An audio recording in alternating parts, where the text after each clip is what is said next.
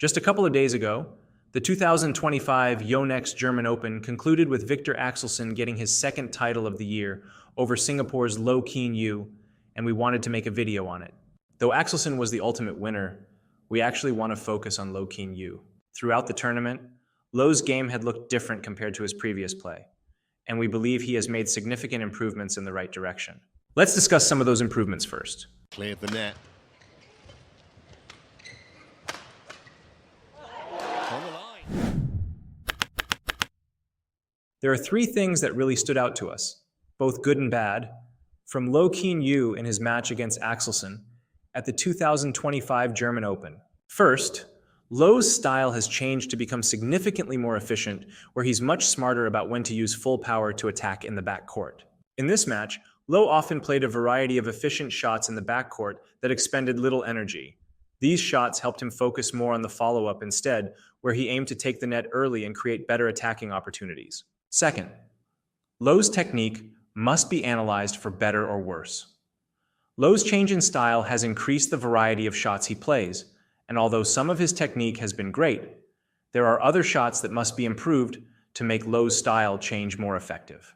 Third, Loh needs to continue working on his patience and focus with this style. There are countless times in the match where Loh lost focus and made easy mistakes that allowed Axelsen to win. Let's start with how Loh has played more efficiently at the German Open. Since Loh's championship win in 2021, he has struggled to find a playstyle that works very well for him. His 2021 World Championship win reminded us of pre-2010 Lindan, but it seems that Loh found that playing at those speeds to be unsustainable and looked toward strategies that aren't as physically exhausting. His adaptation to play more defensively, however, were not great, as simply lifting up high and surviving your opponent's attack will make it more difficult to win, especially against players with strong attacks such as Axelsen. At the 2025 German Open, it seems that Loh has found the middle ground and an evolution of his game that allows him to maintain his attack while using energy more conservatively. What we loved from Loh Keen Yew in his match against Axelsen at the German Open was an increased focus on taking the net early and gaining control in the front court, in combination with having more selective timings of using jump smashes. Instead of trying to win through raw power and speed by jumping and smashing every shot, Loh's play at the German Open was much more focused on playing shots that built up the rally and finding better opportunities to attack. Let's take a look at a few examples. But there might be a few warning signs flashing now in Loh's head. Can't afford to let Axelsen get away from him on the scoreboard. He's a good front runner.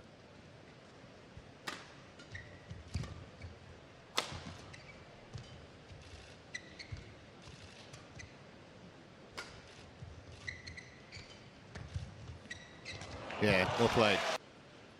Wonderful spring and fantastic technique.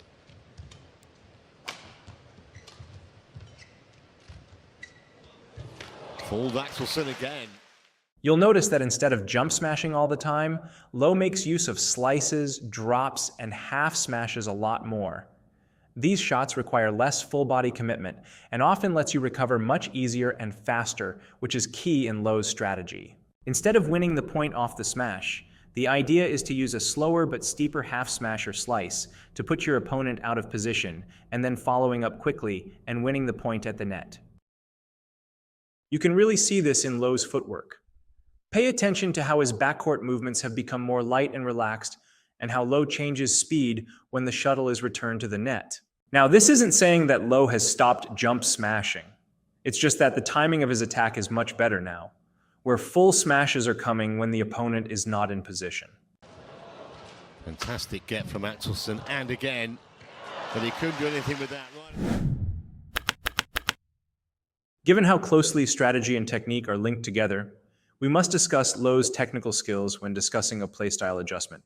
There are both positive and negative points from Loh's technical skills in combination with his strategy that we can all learn from.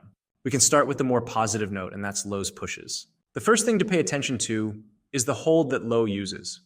In Loh's case, this hold is particularly effective because he's taking the net so early and coming into the shot at very fast speeds. When you consider that Axelsen has to respect Loh playing the next shot immediately, these holds often disrupt Axelsen's split-step timings and often forces him to switch direction.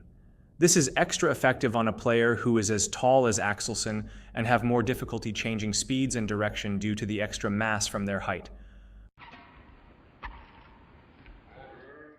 Second, you should pay attention to the angle and speed of Lowe's pushes. Pushes must be played at a speed and angle that gives your opponent limited options. Pay attention to Axelsen's positioning in response to Lowe's pushes and consider what options he has.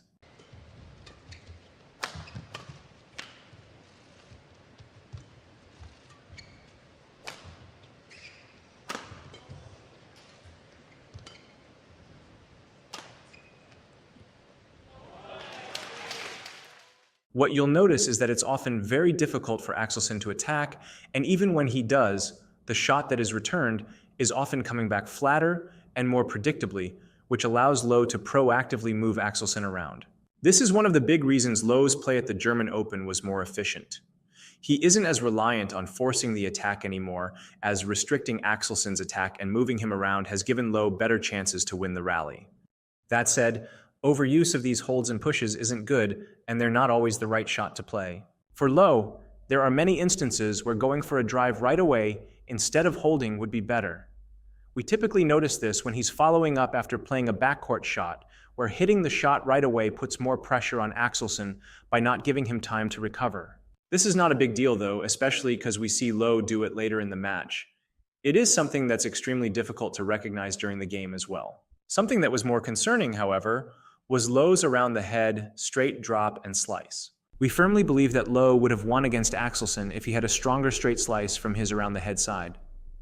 With emphasis on the first game, there were many situations where Lowe's around the head straight drop was too slow and gave control to Axelsen. Although the placement theoretically was great, the angle and speed of Lowe's straight drops allowed Axelsen to take the shuttle early and put Lowe under pressure. Instead, Lowe needed to play a faster, steeper straight slice from those positions more often, or even go for a half smash. It's okay if the shuttle lands further down the court, but you need to put emphasis on steepness and speed against tall players like Axelsen. A slow drop, even with good placement, can be reached in pretty much one step by Axelsen. On the other hand, a steep and fast shot is generally more useful because it forces Axelsen to lower his body and exhaust more energy. Ng Tze-Yong and 2021 Li Zijia had great examples of how these slices were effective. If Lowe were to sharpen up some of his backcourt shots like an around-the-head straight slice, then his new style adjustment would be much more deadly.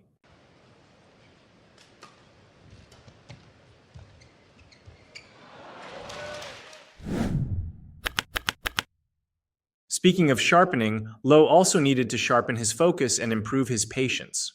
There were countless times where Lowe made easy mistakes, especially in the second game. That was a little bit of a stages here, the second game. Unforced errors aside, however, we want to point out how Lowe has a tendency to give his opponents easy attacking opportunities without making them work for it. Playing a clear is not necessarily bad, but you need pay careful attention to the timing and angle of your shot. A high clear is typically used to give yourself time and reset the rally, while a punch clear can be used to put pressure on your opponent. Lowe, however, has been going for high clears, but never really at a timing where he needs to play one, and unfortunately, at a timing where Axelsen is often in position and prepared to attack. To beat Axelsen, Lowe needed to continue playing downwards and make Axelsen work extremely hard to get attacking opportunities. Against someone of Axelsen's caliber, no strategy will work 100% of the time. All you need, however, is for the strategy to work most of the time. Lowe's strategies were working very well, but losing focus and becoming impatient ultimately lost him the match. The key with Lowe's more controlled style is to understand that you're often playing to capitalize on your opponent's mistakes. This requires your discipline in maintaining your shot quality and focus to last longer than your opponent's. And unfortunately for Lowe, Axelsen's mental discipline and physical fortitude was much stronger on that day.